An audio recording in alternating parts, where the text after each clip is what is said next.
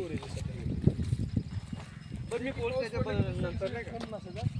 deep जवळ आता पाणी आहे हे 10 फूट 10-12 फूट खोली आणि असं किमान 5 किलोमीटर बंधारे बी अशा ठिकाणी टाकलेत ज्या ठिकाणी आता जो बंधारा असं झालं माझं खालचा जो बंधारा आहे त्याचा खूप आणि फ्लो एवढा येतो हे बंधाराच पाण्यात असा एवढा येतो की पाठीमध्ये एक बंधारा त्याच्यापर्यंत पाणी थांबलं म्हणजे प्रत्येक बंधारा अशा पॉईंटवर पडलाय की ह्याचा जो पाणी थांबतं ह्याच्यामुळे तर मागल्या बंधाऱ्यापर्यंत थांबतो हा बंधारा कोणता बंधारा म्हणतो सिमेंट बंधारा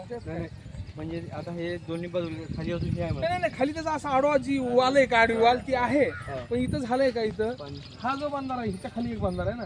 त्या पाणी त्याची हाईट त्याचं पाणी एवढ्या प्रमाणात थांबलंय की हा सुद्धा पाण्याखाली गेला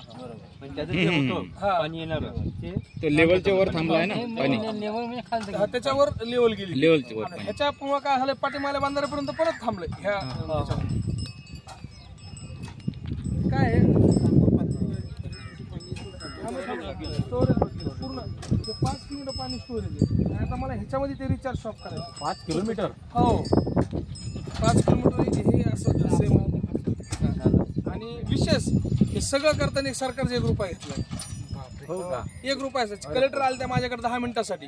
10 मिनिटासाठी आल्या 2.5 तास फोन बंद करू 2.5 तास होते त्यामुळे शासन म्हणून सुद्धा आम्ही एवढं काम करू शकत नाही मला नाना पाटेकर साहेबांनी 12 पोकलँड दिले अच्छा नाम फाउंडेशन आणि त्याला लागणारं डिझेल मला 35 लाखाचं डिझेल लागलं 2 महिने चाललं माझ्याकडे सगळं तर त्यामध्ये माझ्या गावाने 10 लाख रुपये कॉन्ट्रीब्युशन दिलं आम्ही डिझेलसाठी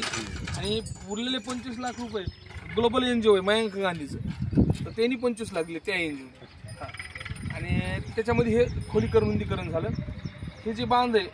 सिद्धविनायक ट्रस्ट मुंबई आपलं सिद्धविनायक ट्रस्ट नाही मुंबई त्यांनी हा एक बंधारा दिलाय आणि एक बंधारा दिलाय ग्लोबलनी एक बंधारा दिलाय शासनाकडून समजा मी पहिला एक जुना बांधलेला तो एक आहे आणि वरती 2 त्याच्यावर हो ह्याच्यावर 6 झाले